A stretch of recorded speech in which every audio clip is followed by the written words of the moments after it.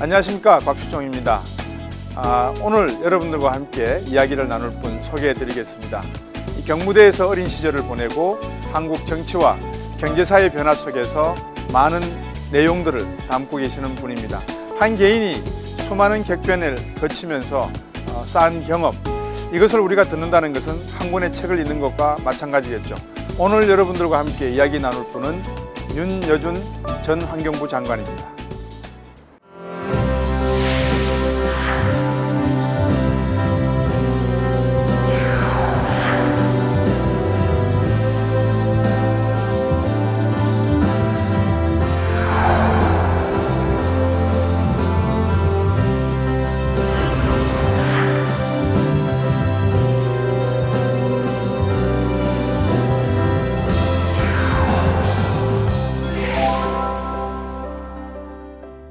윤여준 전 장관님 모셨습니다. 안녕하십니까? 네, 안녕하세요. 장관님 혹시 6.25 사변 때 죄송하지만 연세가 어떻게 되셨습니까? 12살이죠. 우리나라 나이로. 초등학교 한 4학년. 네. 저도 부산 피난 갔었으니까. 부산에 그럼 계셨겠네요? 네, 그렇죠. 그러니까 뭐 국제시장이나 자갈치 시장이나 뭐 지금도 모습이 환하죠. 기억에 많이 남아 있죠. 그러시군요. 그 용두산이라는 산 위에 뭐 천막을 치고 임시 학교를 열어서 거기 다녔거든요. 대단했네요. 전쟁 기간 동안. 말도 못했습니다. 그 부산 피난 생활이라는 게 말도 못하죠. 그러니까 누구라도 그 시절에 피난 생활을 한 사람 같으면 국제시장이라는 영화를 지금 보면 아마 거의 다 같은 느낌을 받았을 테죠. 같은 감동, 감명. 그 영화가 왜 지금 같은 시기에 나왔을까요? 글쎄요, 이제 우리가 지금 상당히 국가적으로는 어려운 시기 아니에요. 그러니까 이보다 더 훨씬 어려웠던 시절을 우리가 이렇게 극복했다라는 것 때문에 뭐 그런 걸 목적으로 영화를 만든 건 아니었겠지만은 많은 사람들이 그렇게 가서 보고 감동을 받았던 것은 역시 그런 것 때문이 아니었을까 생각을 하죠. 그런데 한 가지 제가 그 후에 그 영화에 대해서 보여준 사회의 반응 가운데 제가 조금 조심스럽게 생각하는 것이 있어요. 그게 뭐냐 하면 그 어려웠던 시기에는 국가와 국민이 한덩어리가 돼서 위기를 극복을 하던 시절입니다. 그러다 보니까 지금 다시 국가가 어려워지니까 다시 국가를 강조하는 학문적으로 말하면 국가주의적인 경향. 지금 시대에는 안 맞는 것이기 때문에 지금 아무리 국가가 소중하지만 국가보다는 개인의 자유와 권리가 우선하는 것이기 때문에 그런 국가주의적인 자꾸 이렇게 성향이랄까 분위기를 만들려고 하는 것 같은 그런 움직임이 있는 것은 좀 조심스럽다 그런 생각을 했습니다. 말씀하신 게 이제 전체주의 하나의 특징이지 않습니까? 그렇죠. 저도 어렸을 때에 아마 그 미국에서 준 원조로 받은 밀가루로 만든 옥수수빵이라든지 밀가루 빵을 받아 먹었던 마지막 세대 같거든요. 그렇죠. 장관님 시절에도 아마 그런 원조가 상당히 많았겠네요.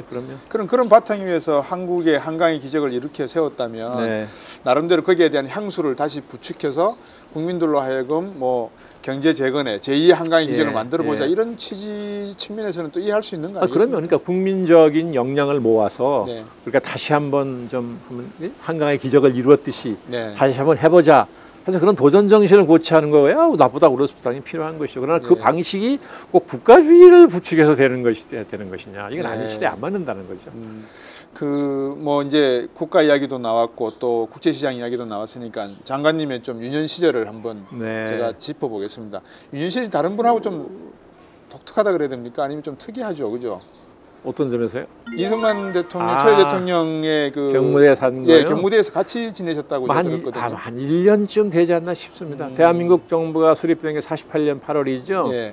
그때 제가 원남동 살았는데 선친이 이제 총무처 차관 하시면서 대통령 비서직을 겸하고 계셨어요. 근데 이승만 대통령께서 수시로 이제 찾으시는데 지금처럼 통신도 그렇게 발달하지 않고 뭐 자동차도 별로 많지 않았을 때니까 좀 불편을 느끼셨던 모양이에요. 그러니까 선친 보고 자네가 멀리 사니까 내가 불편해서 안 되겠다. 경무대 안에 들어와 살아라고 그러시는 바람에 부랴부랴 거기 있던 집을 수리해가지고 경무대 안으로 이사를 들어갔던 거죠. 그럼 이승만 대통령도 자주 좀 뵈셨겠네요? 거의 매일. 왜냐하면 비가 오지 않는 날이면 그분이 오후 4시에 꼭 산책을 하셨어요. 그 프란체스카스하고 같이 그 해피라는 발발이 개를 데리고 이렇게 산책을 하셨거든요. 근데 저는 이제 집 앞에 마당에서 놀았으니까 한참 놀다 보면 이 대통령이 와서 이렇게 보고 계세요, 노는 예, 거를. 예. 근데 이승만 대통령은 어린애를 굉장히 사랑 자녀가 없으셨죠. 뭐 그래서 그런지 어쨌든 예. 네, 애사랑이 많았던 분인 것 같아요. 예. 그러니까 이제 인사를 하면 오라고 그래서 카페 가면 그냥 매일 뵙는데도 매일 할아버지 할머니 안녕하시냐고 안부를 묻고 예. 또 때때로 어머니께서는 이 대통령이 좋아하시는 음식을 만들어서 올려 보내드리니까 아 어머니께 어제 보내주신 뭐 도토리묵을 잘 먹었다고 인사드리라든지 네. 이렇게 부탁을 하시고 그러죠. 네.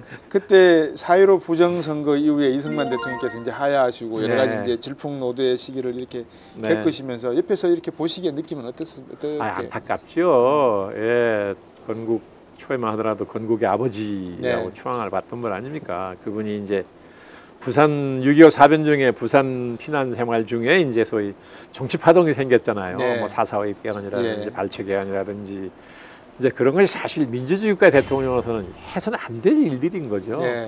뭐 그때도 어린 나이지만 좀 실망을 했던 기억이 나는데 그 후에 이제 4.19 무렵에는 어떻게 보면 이승만 대통령께서 옛날 우리말로 망령이란 말 있죠. 망령이 네. 났다 이런 말 하잖아요. 그렇게 느낄 만큼 네, 좀 현실하고 너무 거리가 떨어진 생각을 많이 하신 그런 일이 많이 있었거든요. 네. 그래서 그런 걸 볼 때마다 굉장히 안타깝고 가슴 아프고 그랬죠. 그 이승만 대통령도 이렇게 장기로 집권하고자 하는 그 뭐 욕심이라 그럴까요? 정권에 대한 어떤 그 욕심 아니면 당신께서 직접 대한민국의 건국의 아버지로서 책임의식이 너무나 투철했기 때문에 이 민족을 어느 정도 가난과 핍박과 이런 굴레에서 벗어나게 하고 난 다음에 물러나는 것이 옳지 않겠나 이런 생각도 하셨을 법 하긴 하거든요. 글쎄요. 제가 직접 여쭤본 일이 없으니까 네. 장담할 수는 없으나 그분이 그때 했던 행적을 이렇게 기억을 해보면 네. 지금 말씀하신 것 같은 그런 이유였다기보다는 나 아니고서 누가 이 나라를 다스리냐라는 생각하신 쪽이 더 강하지 않았을까요?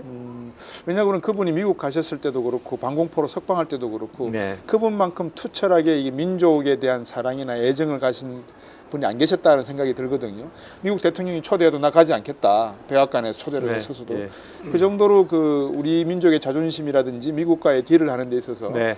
전략적인 입장을 가지신 분들이 있었겠느냐라는 측면에서 놓고 보면 그분 나름대로는 좀 깊은 고뇌가 있었을 건데 그 역사적으로 뭐 자녀도 없고 그분의 생각을 뒷받침해 줄 수 있는 사료가 많이 없다 보니까 예, 그러니까 다 이게 추측, 추론하는 것이고 예.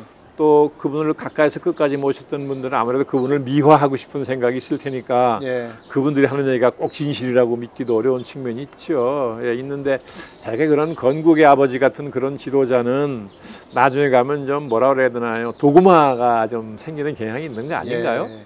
근데 그분이 뭐 한말 때 이후에 보여줬던 행적을 보더라도 뭐 물론 뭐 민족에 대한 애정 굉장히 투철했던 분이고 그리고 미국서 이제 학문을 하신 분이죠. 예, 그런데 뭐 프린스턴 박사 하십니까? 그때는 정치학이라는 게 따로 분과가 안 돼 있을 때라는 거죠. 그래서 철학 박사 학위지만 요즘으로 치면 정치학 박사 아닙니까? 그런 교육 받으신 분인데 그래서 대한민국의 헌법이 재헌헌법 때부터 1조 1항이 대한민국 민주공화국이다인데 과연 이승만 대통령께서 민주공화국이라는 나라가 어떤 나라냐 하는 것에 대한 인식이 투철했으면 그렇게 하셨을까 그런 의심이 들거든요. 갑자기 궁금해지는 질문이 하나가 있는 게 그런 그 질풍의 시기에 이제 윤여준의 어떤 철학, 청년 윤여준의 생각이 조금씩 이렇게 연결해 가지 않겠습니까? 지금 여기 매실나무에서 이제 매실이 좀 떨어지고 있는데 어떻게 생각하셨습니까? 제가 뭐 그렇게 어려서부터 비범했던 사람은 아니고요. 그냥 그날 별 생각 없이 그냥 뭐 살았던 거겠죠. 뭐 그렇게 보기에는 저희들이 요새 그 장관님의 이런 행적이라든지 말씀 한마디 한마디가 그냥 보통 사람들의 이 목소리라고 하기에는 좀 남다른 게 분명히 있거든요. 그것은 뭐 이런 이유 때문이 아닌가 싶습니다. 왜냐하면 제가 이제 사회생활을 시작을 기자로 했는데요. 기자 생활을 12년 했는데 그중에 정치부 기자를 한 8년 했거든요. 그때 한국 정치가 지금도 격동이지만 그때 정말 격동의 세월이죠. 주로 몇 년대였습니까? 그러니까 69년서부터 77년까지 8년을 제가 정치부 기자를 했으니까 그때 이제 뭐 비상사태, 10월 유신 뭐 다 이런 데 있었거든요. 더군다나 그때 제가 야당을 주로 출입하던 기자였기 때문에 그 참 풍파 현장에서 그렇죠. 아까 질풍이라고 말씀하셨는데 그런 질풍과 격동의 시대 그 정치 현장을 취재했던 기자잖아요. 그러니까 매일매일 그 정치 현장을 보면서 참 많은 의문도 갖고 왜 한국 경제가 이 모양이냐, 왜 국회의원들은 늘 저 모양인가, 왜 대통령은 그렇게밖에 못하나 이런 생각을 늘 이제 해서 당장히 직업적인 필요성도 있었지만 그런 근본적인 그런 의문 때문에 자꾸 이제 정치학 관련 서적을 읽게 되고 그렇죠? 뭐 민주주의나 의회주의에 대한 제가 알기로는 뭐 정치 서적뿐만 아니라 자연과학 서적도 많이 읽으시는 걸로 제가 뭐 하여간 좀 지적인 허영심이 있어가지고 이것저것 닥치는 대로 읽는 편이었죠. 체계 없이 그러다가 나중에 공직에 들어와서도 막상 제가 이제 공직을 갖고서 보니까 기자는 관찰자였지만 당사자잖아요, 말하자면요. 더 이제 의문이 커지고 고민이 더 많아지죠. 그래서 끊임없이 그런 걸 이제 찾아서 책을 보고 공부하신 분 찾아가서 질문하고 대답 듣고 이런 세월을 그냥 쭉 보냈죠. 그러니까 그냥 말해 자기 생활을 일상생활이든 뭐 자기 직장생활이든 습관적으로 기계적으로 하지 않았다는 거, 어떤 문제의식이랄까 어떤 의문이랄까 아주 계속 고민을 하면서 보냈다는 거 하나가 차이라면 차이지 제가 뭐 특별히 무슨 재주가 비범하거나 그런 건 전혀 아니거든요. 근데 사실은 장관님 시절도 그렇고 제가 자라던 시절도 그렇고 이 교육이라고 하는 것이 이 뭐라 그럴까요? 이렇게 자연스럽게 내지는 자유스럽게 타자의 그 입장에 서서 이렇게 제목이나 명제를 찾으려고 하는 교육은 아니었지 않습니까? 아니죠. 주입식이었지 않습니까? 그렇죠. 해결화. 어떻게 그렇게 뭐 물론 여러 가지 이유가 있겠지만 장관님께서 보시기에 스스로가 어떻게 해서 그런 입장을 견지할 수 있었는가? 그게 이제 선친의 영향이 굉장히 컸다고 보는데요. 이제 선친이 워낙 책을 좋아하시는 분이었고 그래서 굉장히 많은 방대한 서적을 가지고 계셨거든요. 그래서 항상 책을 보시고 제가 어린 나이였는데도 제가 장남이었기 때문에 장남이라는 것 때문에 그러셨는지 몰라도 저를 데리고 앉으셔서 많은 말씀을 해주셨어요. 동서양의 역사나 뭐 철학이라든지 정치에 관한 이런 얘기를 많이 해주셔서 제 또래 나이에 비해 아이들에 비해서는 좀 그런 쪽에 뭐 기초 지식 같은 게 좀 있었지 않았는가 그렇게 생각을 합니다.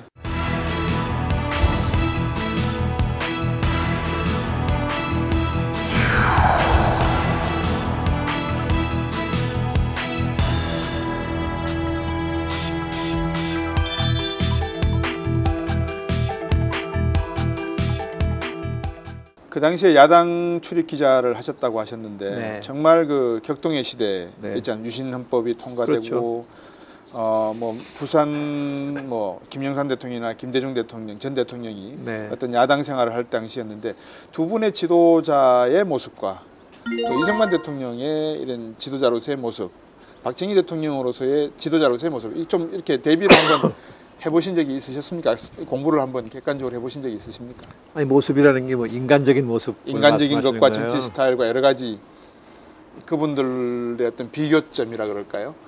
이승만 대통령의 경우에는 이제 건국을 하자마자 나라의 바탕을 채 다지기 전에 6.25라는 이제 전난을 당했잖아요. 그러니까 그런 전쟁으로부터 국가를 지키는 게 가장 급선무였는데 그렇게 본다면 미국을 잘 다뤘다는 거잖아요. 미국서 이제 공부를 하셨기 때문에 그런지 미국 사람의 사고 방식이나 행동 양식을 잘 알아서 그렇죠? 다루는데 훨씬 능란하게 다뤘다는 거죠. 그 외교적인 역량으로 보는 거 아닌가요? 그래서 이제 뭐 지금 한미 상호 방위 조약을 뭐 이끌어냈다든지 뭐 이제 그렇죠? 방공포로 석방한 거라든지 뭐 등등 여러 가지가 있죠. 그렇게 보면 이제 그런 국가를 어떤 그 지켜냈다는 것은 우리가 평가를 해줘야 되지만 그런 한편으로도 내정을 보면 그렇죠.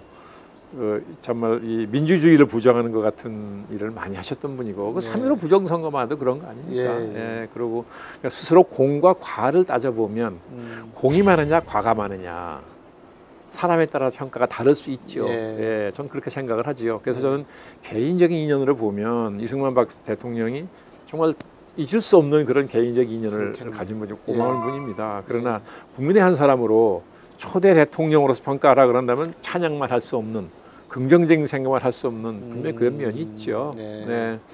박정희 대통령 같은 경우야 뭐 정말 빛과 그림자가 그냥 극명하게 갈라지는 대표적인 분 아니에요. 네. 네.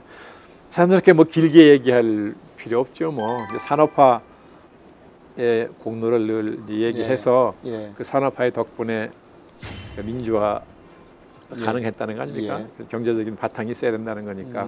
네. 그러나 결과적으로 뭐 어떤 좋은 점이 있었다는 걸 인정한다 하더라도, 네. 그러나 그건 헌법을 부정한 행위라는 것은 뭐 변명의 여지가 없는 거니까. 네. 그런 점에서 박정희 대통령은 역시 빛과 그림자가 이제 극명한 분인 거죠. 네.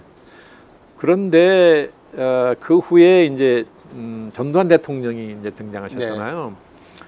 네. 제가 항상 하는 얘기입니다만 전두환 대통령은 뭐 대통령이 되겠다는 생각을 했던 분은 아니죠, 물론. 네. 그런데 결국 11.6이라는 게 뭐냐 의미가 그 정치사적인 의미를 이 양반이 그 깊이 헤아렸어야 되는데 네. 예, 무슨 얘기냐 하면 아주 오랜 세월에 걸치는 권위주의 시대가 끝나고 네. 좁게 보면 유신 시대의 종말이지만 길게 보면 권위주의 시대의 종말입니다. 네. 그럼 민주화로 체제가 이행하는 게 시작되는 거 아니에요. 네. 네.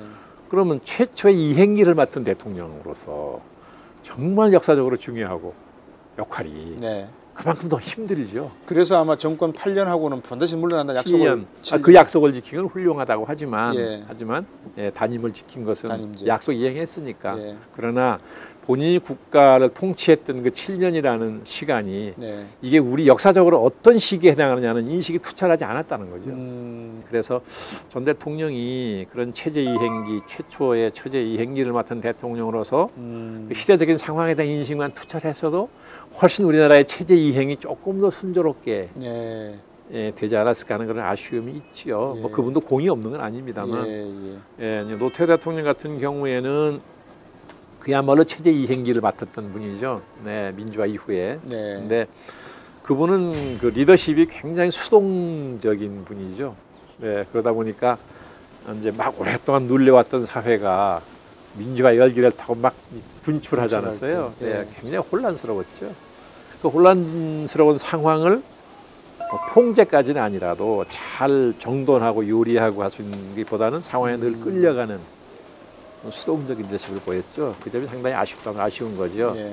장관님께서 이렇게 쭉 말씀을 해주시는 걸 들으니까 그 건국의 아버지 이승만 대통령부터 노태우 대통령까지 이제 어느 정도 정리가 되는데 네. 그 과정 속에 사실은 상당히 장관님은 뭐라 그럴까 우리나라의 보수의 핵심에 계셨던 걸로 느껴지는데 그런 셈이죠. 지금 상황적으로 보면 또 장관님께서 이렇게 사회적으로 이렇게 기여하시는 바를 보면 우리가 제가 알고 있는 어떤 보수적인 이미지 나는 조금 뭐라 그럴까 진보적인 색깔도 나는 측면이 없지 않아 있거든요. 아니 뭐 없지 않아 정도가 아니라 많이 있다고 할 수도 있죠. 그래서 제가 뭐 반농담처럼 누가 자꾸 저한테 정체성이 뭐냐고 묻길래 굳이 무슨 주의라고 갖다 이제 붙인다면 나는 진보적 보수주의자다. 그 형용못은 아니냐 이렇게 묻더라고요. 그래서 내가 아닌 게 태생적으로 나는 보수주의자인데 우리가 진보적인 가치라고 그러는 것 중에 상당 부분을 받아들이는 사람이니까 네, 보수주의자인데 진보적 가치도 수용한다. 그럼 진보적 보수주의자이냐? 그럼 자연스러운 거 아니냐? 그러면 영국의 소위 제3의 길이라는 것도 그런 거잖아요. 네. 네, 지금은 다 융합의 시대 아닙니까? 네? 네, 그러니까 보수주의자들이 진보적 가치를 수용하고 진보주의자가 보수적 가치를 수용하는 거잖아요. 네. 네. 그거 아주 자연스러운 건데 우리나라 사람은 이 정체성이라는 것을 고체 개념으로 받아들이는 것 같아요.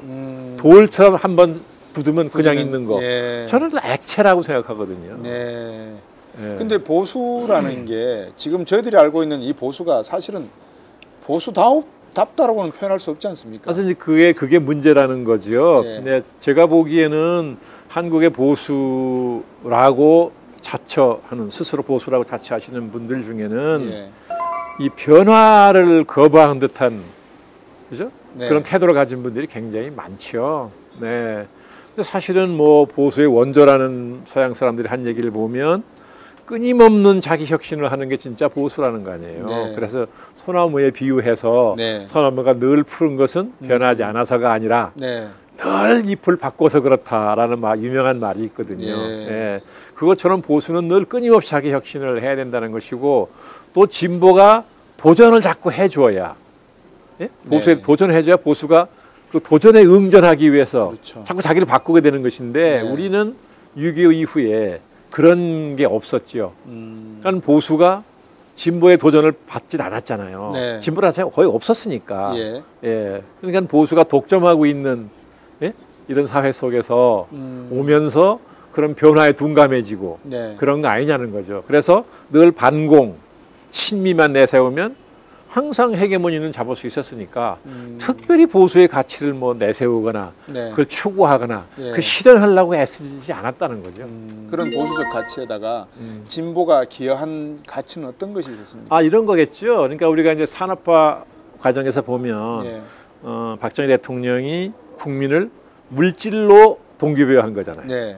그렇죠. 네. 그런데 그러다 보니까 뜻하지 않게 이제 정신이 황폐해지고 네. 예? 물질 만능주의가 됐다. 인간적 가치는 뒷전으로 밀리고 물질이 인간보다 우위에서는 이런 게 왔다고 비판한 거 아닌가요? 네. 진보는 그걸 올바로 세우겠다고 나름대로 그런 가치를 내걸고 말하자면 노력을 한 거지요. 예. 예, 저는 그렇게 보는 거죠. 예. 예. 지금 이제 뭐 장관님 유년 시절부터 해서 쭉 정치적 내용들을 짚어보면서 느낀 바로는 지금도 계속 정치적 활동을 하시고 사회적 활동을 하시는 거 아닙니까? 아니 정치적 활동이라면 모든 사람의 활동이 다 정치적이지 뭐. 그렇습니까? 인간이 정치적 동물이라면서요. 예. 뭐 경제적 동물이고 사회적 동물이고 다 그렇기 때문에 근데 계속해서 그래도 한국 정치의 발전에 대해서 관심을 갖고 계시고 뭐 어떤 나름대로 또 뜻이 있으신 거 정치 아니겠습니까? 발전에 관심이 있는 사람이야 뭐 저뿐이겠습니까? 예. 이제 한 국가에서 네. 정치가 차지하는 역할과 비중이 워낙 크잖아요. 예. 사실 국가라는 것은 아무리 민주주의 국가라도 통치를 하는 것인데 네. 통치는 정치가 하는 거거든요. 그럼 방금 말씀하셨으니까 통치와 정치의 차이점이 뭡니까, 장관님? 정치는 예. 정치와 통치가 있잖아요. 예. 정치는 국민의 예. 의사를 일반 의지로 만들어내는 거잖아요. 예. 다양한 국민의 의사를 모아서 네. 이걸 잘 조정해가지고 하나로 묶어내는 거죠. 네. 이게 이제 정당과 국회가 하는 거잖아요. 네. 입법 기능인 거죠, 이게. 네. 그렇게 해서 그걸 제도화하면 네.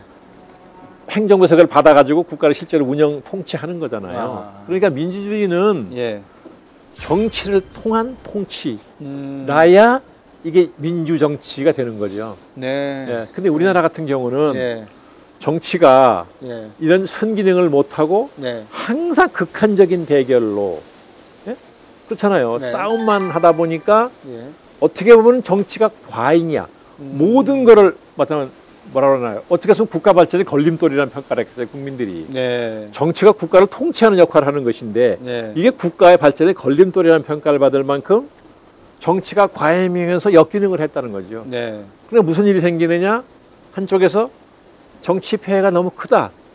그러니까 정치가 아닌 정치를 배제한 통치를 하겠다는 반작용이 생긴다. 네. 이건 안 되는 거죠. 예. 예, 그러니까 반드시 정치를 통한 통치를 해야 되는 거죠. 예, 그러니까 이제 근래 보면 예. 뭐 이명박 대통령이나 박근혜 대통령이나 예, 정치가 늘 자기가 하고자 하는 일을 발목을 잡는다. 국회에서 늘 여야 간에 정쟁을 하고 그래가지고 끊임없이 정쟁만 계속되고 네. 예? 요즘도 그런 현상적으로는 그런 게 많이 있잖아요. 네. 그러니까 자꾸 그쪽을 배제하고 국민하고 직접 얘기를 해서 네. 국민의 직접적인 동의를 얻어서 내가 하겠다는 욕심을 갖게 됩니다. 네. 네? 그런衝動을 느낄 수 있어요. 근데 그건 안 됩니다. 그건 민주주의 원리를 부정하는 거죠. 네. 예, 그러니까 어쨌든 대통령은 야당이든 여당이든 국회 입법부를 설득을 해서 네. 그렇죠. 예, 성의 있게 설득을 해서 어쨌든 그 동의를 얻어서 거기 동의 얻는 게 국민의 동의를 얻는 거니까 네. 국민의 대표들이잖아요. 예. 그러니까 입법부의 동의가 없는 것은 국민의 동의가 없는 것이기 때문에 예. 반드시 그 동의를 얻어야 되는 거죠. 그러니까 아무리 힘들어도 입법부를 설득해서 동의를 얻어야 되죠. 네. 국민들은 그러면 그런 그 지도자, 대통령의 가치, 그러니까 민의를 대변하는 국회의원을 뽑는 가치와 행정부를 장악해서 행정을 하는 대통령의 가치가 다를 것인데 그래서 국민들은 아주 절묘하게 선거 때만 되면 총선의 결과와 대선의 결과가 다르게 절묘하다 할 정도로 이게 다르게 내놓는 것입니까? 국민들은 정말 현명하다고 할 수 있습니까? 국민들은 어떻게 정치를 봅니까? 아니 이런 말이 있습니다. 그 정혜신이라는 정신 분석 하신 여자분 계시죠. 유명한 분이죠. 그분이 언제 이런 걸 칼럼에 쓴 일이 있어요. 민중의 무의식은 언제나 옳다. 저는 그 표현을 보고 무릎을 딱 쳤어요. 왜냐하면 현실적으로 뭐 총선가 끝나면 황금무달이다. 이런 말 많이 하죠. 그건 그렇죠. 누가 만들어낸 겁니까? 누가 계획해서 되는 것도 아니고. 아니에요. 유권자 개개인이 자기 생각으로 찍었는데 결과가 황금무달이 된 거죠. 뭐라고 설명할 수 있습니까? 결국 민중의 무의식이 만들어낸 거거든요. 물론 민심이 천심이다 그러면 하늘이 만들었다고 종교적으로 얘기할 수 있겠지만 그 민중의 무의식은 언제나 옳다라는 표현이 정말 저는 무릎을 칠 만큼 참 간단 명료한 표현이라고 생각을 했는데 뭐 그렇게밖에 해석할 수 없지요. 근데 지금 이명박 대통령부터 시작을 해서 제가 최근에 대통령들을 이렇게 보면 민주주의화, 민주화를 위해서 애썼던 10년의 그 야당의 정치 시간, 김영삼, 김대중, 노무현 대통령까지 그 기간, 그리고 이명박과 지금 현재 대통령의 이 통치 스타일을 놓고 보면 상당히 그 경제라고 하는 게 하나 이슈화가 됐던 경제요. 이슈가 됐거든요. 그런데 지금 지난 대선 때 경제 민주화가 상당히 중요한 이슈였는데 많은 분들이 실망했던 그 노무현 정부의 경제 정책 거기에 대한 대항마로서 이명박 대통령의 선글라스를 낀 옛날 박정희 대통령이 향수를 불어일으켰던 그런 경제의 어떤 기적적인 내용 이거를 그리워해서 막상 뽑아드렸는데 오히려 국가적으로 지금도 뭐 이슈가 되고 있지만은 여러 가지 이슈들이 나오고 있지 않습니까? 그 이명박 대통령이 등장할 때 시대적 배경 중에 하나가 저는 이런 걸 꼽는데요. 그 서양 학계나 그 한국 정치학계나 이 정치학 쪽에서 리더십에 관한 이론을 별로 많이 안 내놨어요. 왜 그런지 잘 모르겠습니다만 그러다 경영학 쪽에서 리더십 학자들이 리더십 얘기를 하기 시작하면서 CEO 리더십이 가장 이상적인 국가 리더십이다라는 논리가 이제 퍼지기 시작했습니다. 거기에 이제 잭 웰치 같은 유명한 CEO들이 또 저수를 내면서 그걸 뒷받침하고 그래가지고 우리나라도 큰 책방에 가보면 그런 경영학계와 CEO들이 써낸 그 CEO 리더십을 찬양하는 그걸 긍정적으로 평가하는 책들이 엄청나게 많이 나와 있었거든요. 그래서 그게 사회 분위기가 CEO 리더십이 아주 이상적인 국가 리더십이다라는 인식이 많이 퍼져 있었어요.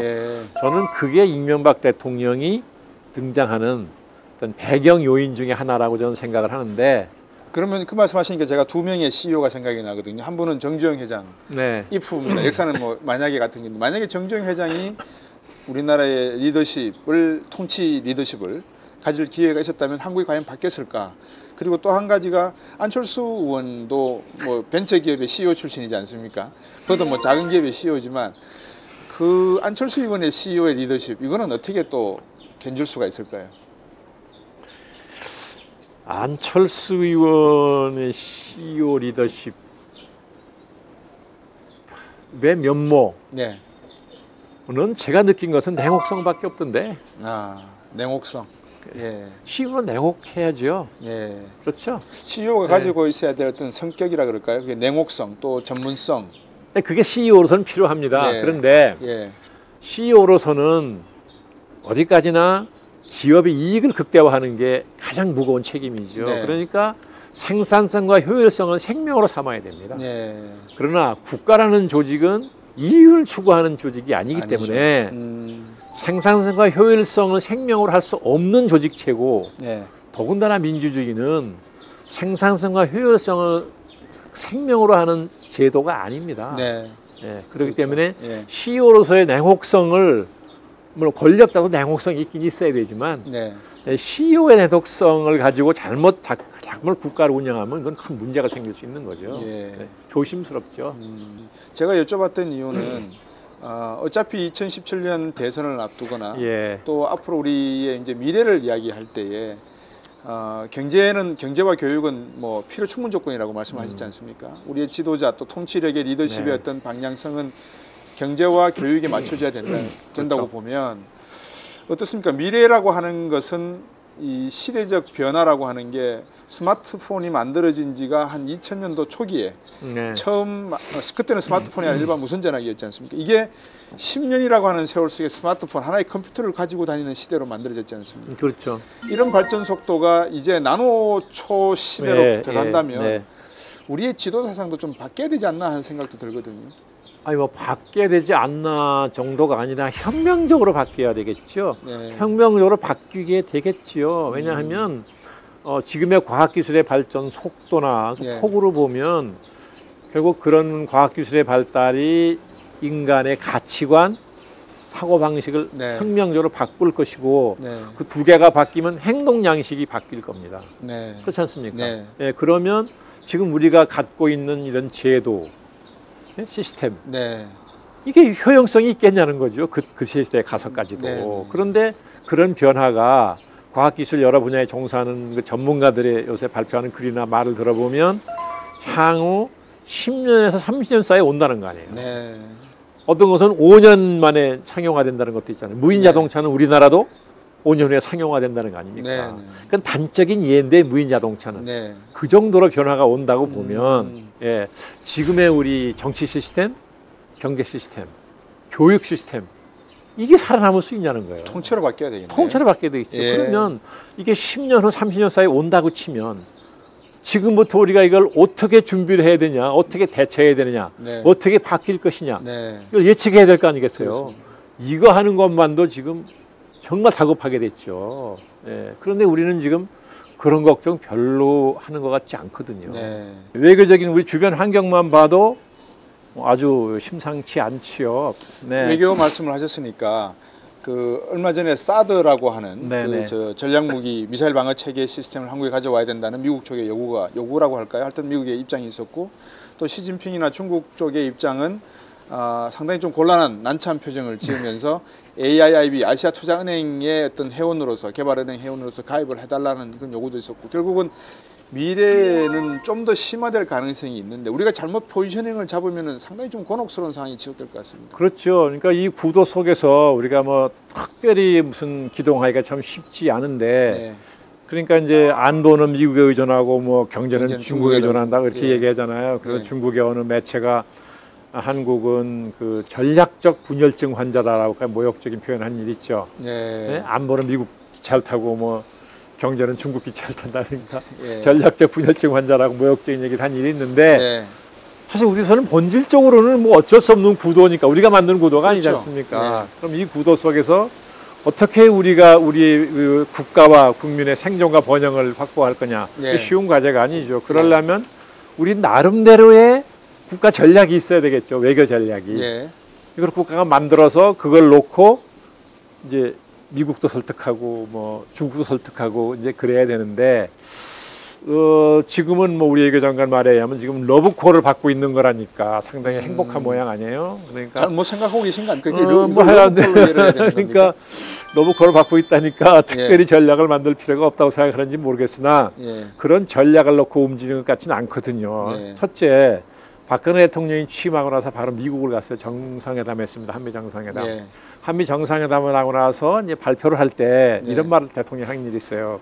오바마 대통령의 아시아 회귀 정책과 박 대통령 자신의 동북아 평화협력 구상이 시너지 효과를 낼 거라는데 양국 정상이 뭐 동의했다 이런 발표가 나왔는데 저는 그걸 보면서 좀 깜짝 놀랐어요. 저게 어떻게 시너지를 낼 수 있다는 뜻인가? 부딪히는 개념인데. 오바마 대통령 아시아 회귀 정책은 바꿔 말하면 중국 봉쇄 정책이고 중국을 봉쇄하기 위해서 미일 동맹 강화하고 한미 동맹 강화하고 오스트리아, 필리핀 다 거다 이제 붙인다는 거 아니에요? TPP 같은 것도 만들고. 그런데 어떻게 해서 이 동북아 평화협력 구상이라는 것은 동북아시아의 다자 안보 체제를 의미하는 것인데 거기서 일본, 중국을 빼고 한다는 얘기입니까? 이건 부딪힐 수밖에 없는 개념인데 저게 시너지를 낸다는 것은 납득할 수가 저는 없었어요, 솔직히. 제가 그걸 보면서 야 이게 대통령이 이 동북아 정세를 어떻게 읽고 있는 것이냐 좀 상당히 불안하고 저는 그런 느낌이 있었는데 그 후에 벌어진 최근의 양상을 보면 시너지를 내는 게 아니라는 게 다 드러났잖아요, 이제. 얼마나 갈등이 지금 첨예화되고 있습니까? 그러면 원래 미국이 장기적인 동아시아 정책이 그렇기 때문에 한림대학교의 이삼성 교수 같은 분은 네. 그거를 동아시아 대분단이라고 그럽니다. 중국과 인자바시아 국가를 떼내는 분단하는 네. 한반도는 소분단이고 네. 대분단 소분단 나눠 얘기하는데 네. 뭐 그게 어찌됐든 간에 네. 우리가 그거를 미국의 장기적인 동아시아 정책이 뭐냐 핵심이 네. 이거를 면밀하게 살피지 않고서는 네. 우리 전략을 만들기 어렵죠. 대한민국에 네? 그렇게 많은 사람들이 미국 가서 공부를 하고 학위를 받아오고 또 60년 독립 이후에 70년 역사 속에 미국과의 관계에서 나는 뼛속까지 미국 친미주의자라는 대통령까지도 있었고 하는데 미국을 그렇게 이해를 못합니까? 왜 150년 역사 속에 우리가 미국한테 배신당한 게 그렇게 모르겠습니다. 이제 그 미국이 꼭 나쁜 나라라서 그렇다고 저는 생각하지 않고 예. 모든 강대국은 제국입니다. 예. 예? 제국주의 시대는 갔으나 제국은 있잖아요. 그걸 왜 니베라고 그러죠? 네. Not imperialism but empire. 제국주의는 갔으나 예. 제국은 있다는 거죠. 예. 제국은 있어요. 제국은 항상 제국끼리 게임을 할 때 주변 약속과 이익을 먼저 고려하는 법은 없죠. 꼭 미국이 나빠서 그런 게 아닙니다. 사실 국익 우선하는 건 당연한 거 아니겠습니까? 우리가 미국 같은 위치가 되면 그렇게 안 했을까요? 네? 그냥 미국이 나쁜 나라라서 그러라는 게 아니라 모든 국가, 특히 강대국은 본질이 그렇다는 거죠. 우리가 그걸 알아서 해야 되는 거죠.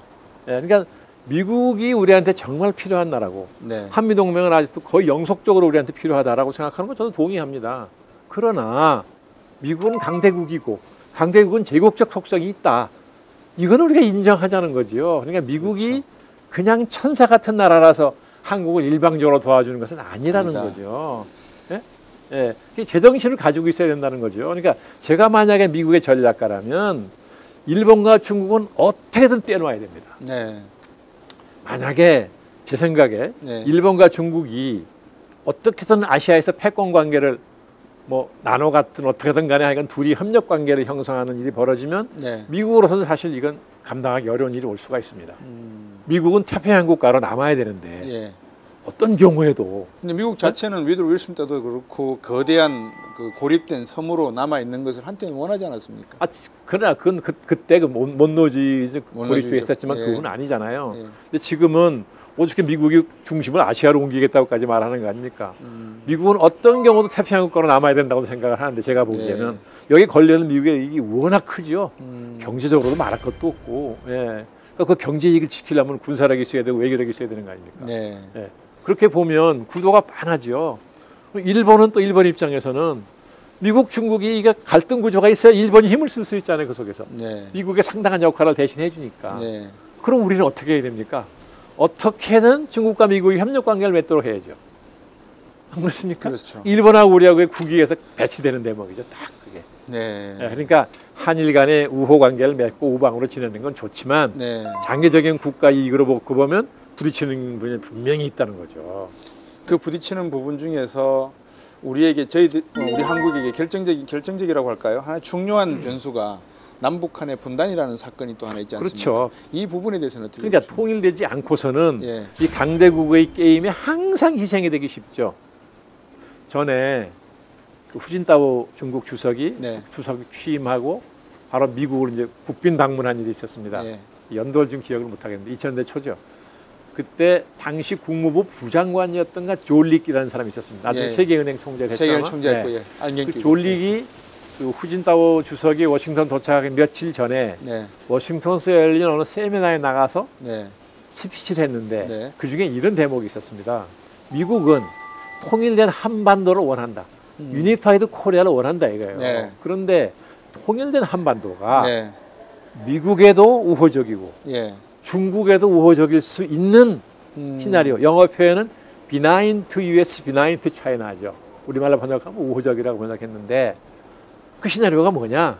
이걸 놓고 미국과 중국의 정상이 깊이 논의해야 된다는 유어제 발언을 한 일이 있어요. 네. 그게 국내 신문에 조그맣게 보도된 일이 있는데 예. 제가 깜짝 놀래 그걸 보고 네? 그럼 미중이 한반도 미래를 놓고 얘기한다는 얘기 아니에요. 그럼 우리 운명을 놓고 두 강대국이 얘기한다는 뜻 아닙니까? 그렇죠. 예. 이 강대국이 한반도를 갈라놓고 게임을 하는데 남북관계가 지금처럼 단절돼 있으면 이게 100% 나쁘게 말해서 그 게임에 희생된다고요. 그러니까 어떤 경우든 남북 관계를 풀어놔야 풀어놔야 그런 강대국 게임에 우리가 희생 놀이개가 되지 않을 수 있다는 거죠. 근데 지금은 남북 관계가 이렇게 딱 막혀 있잖아요. 어쨌든 한반도 정세가 지금 상당히 빠르게 움직이고 있는 건 사실이죠.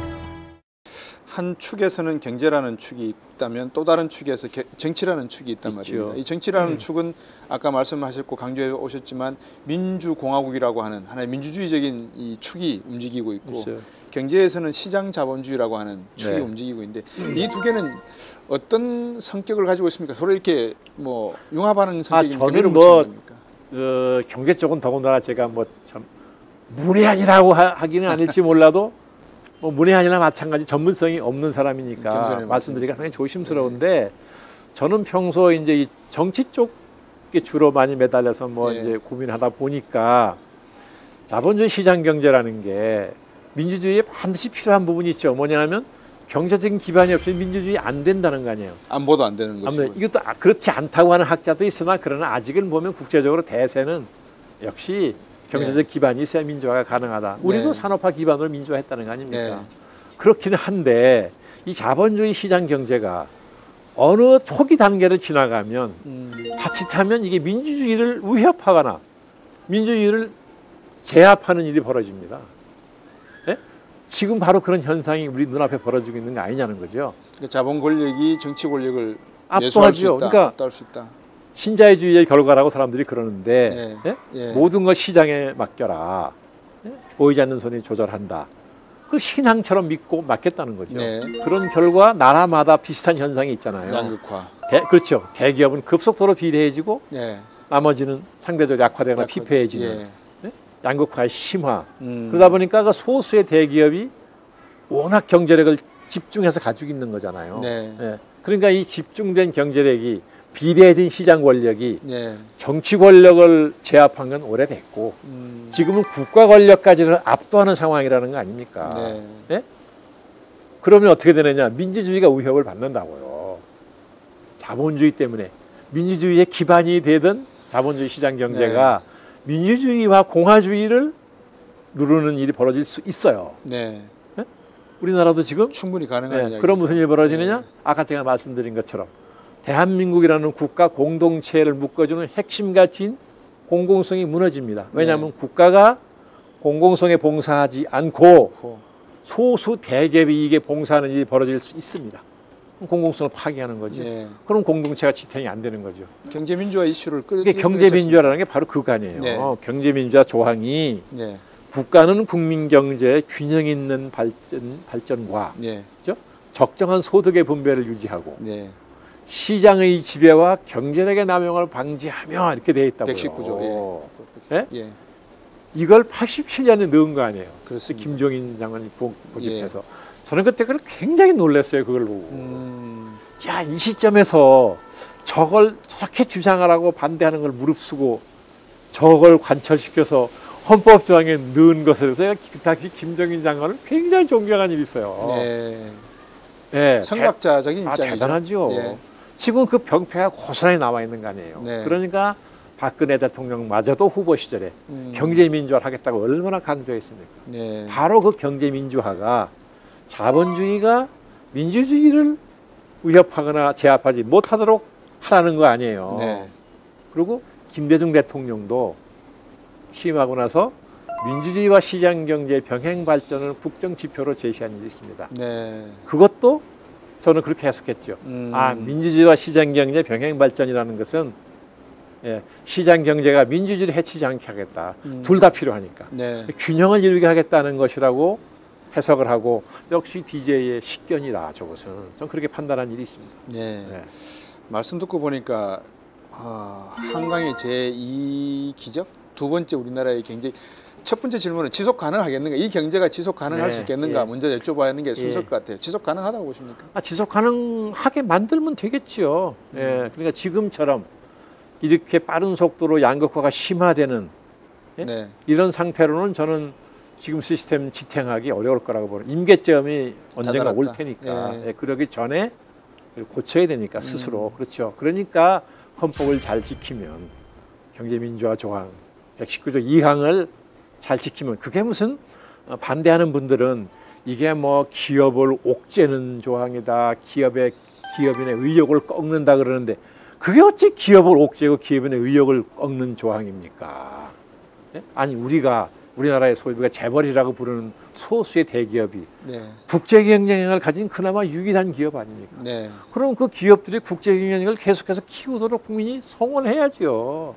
다만 그런 비대해진 경제 권력을 가지고 국내에서 불공정 경쟁하지 말라는 거 아니에요. 네. 예? 시장을 지배하지 마라. 공정 경쟁해야 되니까 힘이 있다고 경제력 남용하지 마라. 이걸 국가하지 못하게 하라는 거잖아요. 네. 네. 그게 왜 세상에 기업의 의욕을 꺾는 일이고 그럼 우리나라 대기업은 꼭 불공정 경쟁을 해야만 기업 의욕이 생긴다는 얘기입니까? 그건 대기업에 대한 모욕이에요. 어떻게 보면. 네. 방금 말씀하신 그 불공정 경쟁은 한국에서 지금 안철수 의원이 주장하는 내용과 아주 비슷한 내용인 것 같고요. 비슷하죠. 미국에서는 힐러리 클린턴이 지금 인클루시브 네, 포용적인 어떤 내용 그건 절대로 민주주의 리더십은 그건 인클루시브 리더십이에요. 포용적인 리더십이 아니면 다양한 사회를 어떻게 끌고 갈 수 있습니까? 네. 네. 그런 측면에서 놓고 보면 지금 우리가 이제 미래적인 상황 쭉 말씀을 해주셨는데 상황이 상당히 그 순식간에 변할 수 있고 미래의 상황은 우리가 생각지도 못한 모습으로 될 수가 있다. 여기에 미래를 먼저 선점하고 우리의 위상을 갖추려 그러면 그래도 다시 또 돌아가면은 통치자다운 리더다운 네. 리더를 뽑아야 되거든요. 예를 들어서 그렇죠. 제가 개인적으로 생각하기엔 예수 그리스도나 또는 불교의 그 부다와 같은 지도자급은 아니더라도 국가의 미래를 어느 정도 이렇게 보여줄 수 있는 비전을 밝혀줄 수 있는 리더는 필요한데 혹시 보신 적이 있으십니까 그런 분들? 아니 뭐 지금 신문에 매일같이 뭐 잠룡이라고 그러나 왜 그 네. 잠재적 후보군이 많이 신문에 나오잖아요. 예. 나오는데 아니 뭐 나름대로 그분들이 그런 위치까지 갈 때까지는 나름대로 본인이 역량이 있고 많은 노력을 했으니까 가능한 거죠. 예. 예. 그러나 국가의 통치자 그러면 자꾸 권위주의적인 이제 냄새가 난다고 싫어하는 분도 있지만 민주주의 국가도 체제도 통치 기능이 없는 게 아닙니다. 국가라는 것은 그렇죠? 민주주의도 지배와 피지배의 관계인 거죠. 그러니까 국민이 주권자인 점에서는 통치자지만 그렇죠? 위임했잖아요. 국가와 이 지배 피지배 관계가 있는 거잖아요. 우리는 지배자인 동시에 피지배자인 거죠. 그러니까 그런 국가를 통치하는 책임을 짊어진 그런 위치에 가려는 사람은 정치 지도자로서 성장하는 과정에서 보여진 역량 가지고는 안 된다는 거죠. 왜 그러냐 하면 정치 지도자로 성장해서 국민의 직접 선거로 당선되는 데 필요한 자질하고 당선된 다음에 국가를 통치하는 자질하고는 완전히 다른 차원의 자질이라서 대통령이 되기 위한 과정에 노력을 하는 도중에 다시 대통령이 된 다음에 국가를 통치하는 자질까지 같이 길러야 됩니다. 옛날에 왕조 때는 임금이 나라의 주인이에요. 그렇죠? 그런 때도 이런 말 있잖아요. 말 위에서 천하를 얻을 수는 있으나 말 위에서 천하를 다스릴 수는 없다 그랬어요. 왕조 때도 그런 말을 했다고. 지금 민주주의 국가입니다. 주권자가 국민이에요. 그렇죠? 그런데 그게 선거에서 당선되는 재질만 가지고 국가를 통치할 수 있습니까? 안 됩니다. 그 말씀은 국민들도 선거에서 나오는 지도자의 이미지와 직접 이 사람이 되었을 때에 통치할 수 있는 이미지에 그 갭이 좁으면 좁을수록 좋다라는 그런 판단력은 있어야 될 것 같습니다. 그렇죠. 그러니까 이게 이미지 정치 시대라 그러는데 그렇죠? 이미지라는 건 상당 부분 허상을 만드는 거잖아요. 어떻게 보면 우리가 허상을 보기 쉬운 거죠. 그러면 그 허상과 실상을 따로 봐야 된다고요. 그 허상과 실상의 거리가 얼마나 되느냐. 사람 누구나 다 거리가 조금씩 있잖아요. 그렇지만 이게 거리가 멀면 이건 곤란하죠. 허상과 실상의 거리가 먼 지도자는 선택하면 안 되는 것이고 허상과 실상의 거리가 별로 크지 않으면 그만하면 괜찮다고 볼 수 있겠죠. 우리가 이제 그 말씀하신 내용을 이렇게 집약해 보면 그동안에 열정을 가진 사회였지 않습니까? 네. 근데 이제 열정만 가지고는 안 되고 이 열정이 모여서 하나의 이해관계, 네. 국가적인 이해관계든지 공동체 사회적인 이해관계가 있어야 된다라고 보여지는데 장관님께서 보시기에 이 열정을 어떻게 하면 하나의 응집된 이해관계로 국가적 이해관계, 내셔널 인트레스트라고 할까요? 이렇게 옮길 수 있을까요? 교육도 물론 중요하겠지만 다른. 그래서 그러려면 프라이빗 인트레스트도 중요하죠. 네. 자기 개인의 사익 추구가 중요하지 않다는 게 아닙니다. 그러나 퍼블릭 인트레스트, 공익에 우선해서 이걸 추구하면 안 된다는 거죠. 네. 예? 균형을 맞추는 게 제일 좋겠죠. 그러니까 내가 사익을 추구하되 이 사익이 공익을 해치는 것에 있어서는 추구하면 안 되는 거죠. 예? 사익을 추구하되 공익하고 공존할 수 있으면 그거 얼마든지 추구해야 되겠죠. 네. 국민 각자가 기업이든 개인이든 누구든 그렇죠. 내 사익을 추구하는데 내 기업의 이익을 추구하는데 이 기업의 이익을 추구하는 행위가 네. 국가 사회의 이익을 해친다. 이거 해서는 안 되는 거죠. 예. 예. 그것만 지켜주면 왜 안 돼요? 예.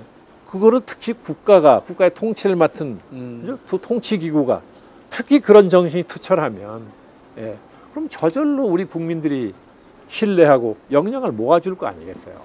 학자들은 이런 이야기들을 많이 하고 있습니다. 이제 한국 경제가 성장을 갖다가 3% 이상 하기는 어렵지 않겠느냐. 네. 지금 같은 인구 분포라든지 또 성장 잠재력을 놓고 봐서는 그렇다 그러면 우리가 이제 만족할 줄을 알아야 되고 네. 그 만족을 어떻게 표현하는가가 행복과 기쁨의 지수가 네. 될 것이다라는 네. 이야기를 하는데 국가라는 역할 아까 쭉 말씀을 해주셨지만 국가라는 게 지금 매실나무에서 매실 열매들이 지금 떨어지고 있는 상황. 이게 만약에 국민이라고 치면 수많은 국민들이 이 나무에 지금 매달려서 그렇죠. 성장하고 같이 따먹으려고 그러지 않습니까? 이거 어떻게 비유하고 운유하면 좀 쉽게 될까요? 근데 이 매실나무가 매실을 떨구는 것은 네. 그렇죠?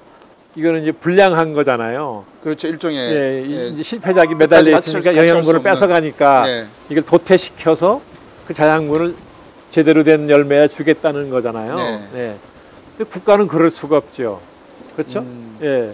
그래서는 안 되는 것이고. 그래서는 안 되는 것이고 그렇기 때문에 예, 경제적인 논리로만 국가를 운영해서는 안 된다. 네. 그래서 CEO 리더십이 이상적인 국가 리더십이 될 수 없다라는 게 제 주장이라는 거죠. 근데 2017년도 그렇고 앞으로 한국 경제가 계속해서 하나의 화두가 될 수밖에 없다는 게 국민적인 생각인 것 같고요. 네. 소위 말해서 많이 못다 아이가 이제 뭐 그만 경제 이야기해라 하는 그런 시점 될 것 같은데 왜 계속해서 경제 이야기가 나오고 CEO가 바람직한 지도자다라고 이야기가 나올까요? 그것 때문에 그러는 거 아니겠습니까? 우리 고도 성장기에 대한 향수 때문에 그렇겠죠. 그러니까 농업 경제가 공업화를 시작하면 고도 성장하는 거 아닙니까? 예. 그때 삶의 질이 막 해가 다르게 그렇죠. 달라졌던 거 아니에요. 그 향수가 국민들한테 많이 남아 있으니까 다시금 그런 세월이 오기를 기다리는 거 아닙니까? 그래서 요새 나 연세점 직업한 분들 만나보면 박정희 대통령 같은 분이 다시 와야 된다고 생각하는 사람 많이 있죠. 심지어 뭐 전두환 대통령까지 그렇게 얘기하잖아요. 예. 그건 뭐 말이 안 되는 주장이지만 그 주장하는 그 양반의 뜻은 이해할 만한 거죠. 예. 역시 고도 성장에 대한 향수가 있어서 그렇다는 것이죠. 제가 볼 때는. 예. 그리고 이제 지금은 또 한 측면은 이제 국가를 운영하는 사람 입장에서는 이 불평등이 심화되니까 경제적으로 사회가 굉장히 불안해졌잖아요. 갈등이 심해지고 이 해소하는 과제가 심각하니까 자꾸 경제 얘기를 할 수밖에 없는 거 아니냐. 불평등을 심화시키는 걸 이렇게 평평하게 만드는 게 경제인만이 할 수 있는 게 아니지 않습니까? 오히려 경제인은 왜곡시키는 거 아닙니까? 아니죠. 그러니까 국가의 강제력으로 그걸 그렇게 할 수는 없겠죠. 지금 우리 경제가 이미 국가가 통제력으로 그렇게 할 수도 없는 시대고 안 되잖아요. 네. 그러니까 그럼 어떻게 하면 이 불평등 밸런스를 좀 완화 해소야 뭐 시키겠죠. 인간 사회라는 게 원래 뭐 불평등하게 태어난 걸 인간이 그렇죠. 다만 이 불평등이 합리적 불평등이라 해야 되는 거죠. 합리적 불평등은 공평한 거니까 사람의 능력이 다 다르잖아요. 열성이 다 다르고 기업도 마찬가지겠죠. 기업의 능력이 다 같은 거 아니죠. 사원의 열성도 다를 수 있고 그러면 결과가 다르게 나올 수밖에 없잖아요. 아무리 공정한 경쟁을 해도 결과는 불평등하게 나오게 마련이지요. 그러나 그 불평등은 합리적인 경쟁 과정을 거친 결과니까 공평하게 받아야 되잖아요. 그럼 갈등이 없지요. 근데 지금은 뭐냐? 이게 불공정 경쟁의 결과로 빚어진 불균형이기 때문에 승복하지 않죠, 패자가. 예, 그래서 갈등이 심화되는 거잖아요. 네. 그러니까 어떻게 하면 국가는 경쟁을 어떻게 안 할 수가 있습니까? 경쟁을 하되 어떻게 하면 공정하게 경쟁을 해서 함적 불평등을 만들어내느냐. 네. 이걸 국가가 고심하면 되지요. 그 경제민주화전이 그거 하라는 거 아니에요. 그래서 공정거래법이 있고 공정거래위원회라는 국가기관이 있는 거 아닌가요? 네. 네. 이제 10년 또 이제 100년 한국이 가야 할 길이 뭐 무궁무진한데 장관님께서 우리의 미래를 꿈꾸신다면 말씀하신 이상이나 꿈이나 이런 내용들이 그 별로 그렇게 난해하지 않은 말씀을 쭉 해주셨거든요. 예. 아니 뭐 어려울 거 없죠. 그때 저 같은 사람한테는 예. 지금 아까 질문하신 것들이라 저 같은 사람한테는 참 대답하기 굉장히 어려운 힘든 그런 이제 질문들을 주셨는데 제가 아는 건 뭐 그 정도 이상 안 되니까 제가 아는 한도 내에서 말씀드리는 것인 거고요. 다만 저는 이제 오늘날 한국 사회가 이렇게 어지럽고 뭐 경제적으로 불평등하고 정치적으로 혼란스럽고 이렇게 된 것은 길게 보면 이건 반드시 거쳐야 하는 과정이다. 우리가 부러워하는 유럽의 그죠? 정치적으로 안정되어 있고 경제적으로 번영을 누리는 사회적으로 복지를 하고 있고 이런 나라들은 오늘날의 그런 사회를 만들기까지 약 300년이 걸렸습니다. 네. 그 300년 동안에 많은 어려움을 겪었어요. 우리는 이제 대한민국 건국한 지 70년인데 건국 때부터 대한민국은 민주공화국이라고 했다고 하지만 사실상 민주화는 30년이 채 안 됐죠. 시작된 지가. 네. 그러니까 우리가 이게 이제 막 초년생이니까 이런 시련, 진통을 다 겪으면서 성숙한 민주주의 사회로 가겠지요. 네. 다만 우리는 국가적인 현실이 좀 절박하니까 그 대가를 좀 적게 지불하고 그렇죠. 과정을 좀 단축하자 하는 뜻으로 노력을 하는 것이지 이거 안 거치고 어떻게 점프를 도약을 합니까? 못합니다. 그러니까 역사를 긴 눈으로 보면 반드시 비관적으로 보지 않죠. 네. 그리고 우리 국민이 매우 영리한 민족이고 그래서 소위 그 총체적 능력 영어로 콜렉티브 어빌리티라는 표현이 있잖아요. 네. 우리 국민의 콜렉티브 어빌리티를 따져보면 굉장한 강대국입니다. 우리는. 그렇죠. 잠재력이 엄청나고 그러니까 좋은 지도자를 만나서 동교배화만 잘 되면 산업화의 기적을 이루었듯이 단기간 내에 또 확 나라를 바꾸는 그런 역량이 있다고요. 그래서 저는 절대 희망을 버리지 않죠. 그런 점에서 앞으로 활동하실 계획이 있으시다면 저는 뭐 활동한다면 이것만 하려고 그래요. 서양의 많은 학자들이 이미 얘기했지만 결국 우리가 민주주의를 하려면 민주시민의 덕성, 품성을 가진 시민이 없이는 못한다는 거잖아요. 네. 맞는 말이죠. 그래서 어떤 나라나 어떤 국민이나 그 국민의 수준에 맞는 제도, 지도자를 갖게 마련이라는 거죠. 맞는 말이잖아요. 네. 우리가 정말 성숙한 민주주의 사회를 원한다면 그렇죠? 네. 성숙한 민주 시민이 많아야 되는 거죠. 근데 이건 노력을 누가 해야 되는데 국가는 좀처럼 그런 노력을 안 한단 말이죠. 오히려 시민이 성숙한 시민의식을 갖는 것을 원치 않는 면이 있어요. 그래야 통치하기 쉬우니까. 네. 그런데 시민사회에서도 그런 노력을 하는 사람이 별로 많지 않아요. 저는 아주 미력이지만 우리 국민이 어떻게 하면 민주시민으로서의 어떤 의식, 덕성 이거를 갖게 하나 하는 걸 좀 고민해서 그런 뜻을 맞는 분들하고 힘을 합쳐서 그런 노력을 하는 게 길게 보면 국가 발전에 기여하는 길 아니냐 그런 생각을 하고 그런 활동을 좀 해보려고 그러죠. 장관님 말씀을 이렇게 듣고 보면 세간에서는 장관님 보고 뭐 장자방이니 책산이 이런 이상한 이름들을 붙이는데 이상한 이름이죠 진짜. 저런 사람 아닌데. 오늘 말씀 듣고 보면은 지식인이 되려고 노력해온 사람이죠. 그 표현이 오히려 더 맞다는 생각이 들고요. 지식인 되려고 노력하죠. 국가가 성장을 하기 위해서는 여러 가지 뭐 충분 요소가 필요하고 필요 요소도 있어야 되지만 장관님 같이 이렇게 미래를 걱정하고 민족의 이해관계를 걱정을 하고 또 우리가 가야 할 길에 대해서 말없이 고민하고 지속적으로 이렇게 연구하는 분들이 계셔야지만 그래도 우리가 어느 방향을 좀 잡을 것 같습니다. 통치가 무엇이고 정치가 무엇인가, 그리고 지도자가 갖춰야 될 뭐 덕목까지는 아니더라도 비전과 미래에 대한 생각이 무엇이어야 되고, 또 우리가 어떻게 고민을 해야 되는가, 그리고 어떻게 국민들과 소통을 해야 되고, 또 국민은 어떻게 국민의식 또는 시민의식을 가져야 되는지, 이것이 모두가 다 융복합화가 되고 잘 조화롭게 이루어질 때 그 판 속에서 우리의 위상이나 지속 성장 가능한 그 요소를 우리 스스로 발견해서 두 다리로 우리 스스로 홀로 설 수 있지 않나 하는 생각이 들었습니다. 그래서 저는 이건 뭐 제가 아는 소박한 제 그냥 지식을 말씀드린 건데, 저는 그래서 한국 사회에 이런 토론이 좀 활발하게 이루어졌으면 참 좋겠어요. 그럼 많은 중지가 모일 거 아닌가요? 앞으로 그럼 이 프로그램을 좀 한 4-5분 이렇게 모여가지고 하는 뭐 걸로 어떤 형태로 하시든지 간에 뭐 꼭 이거 아니래도 이런 여러 군데서 이런 논의, 이런 토론이 활발하게 전개되면 자연히 많은 분들의 지혜가 모일 거 아니냐는 거죠. 오늘 이렇게 녹음이 우거진 조용한 카페에서 장관님 모시고 이 떨어지는 매실을 국민의 어떤 그 의식까지 비유로 들으면서 공부 많이 했습니다. 오늘 좋은 말씀 감사합니다. 네, 고맙습니다.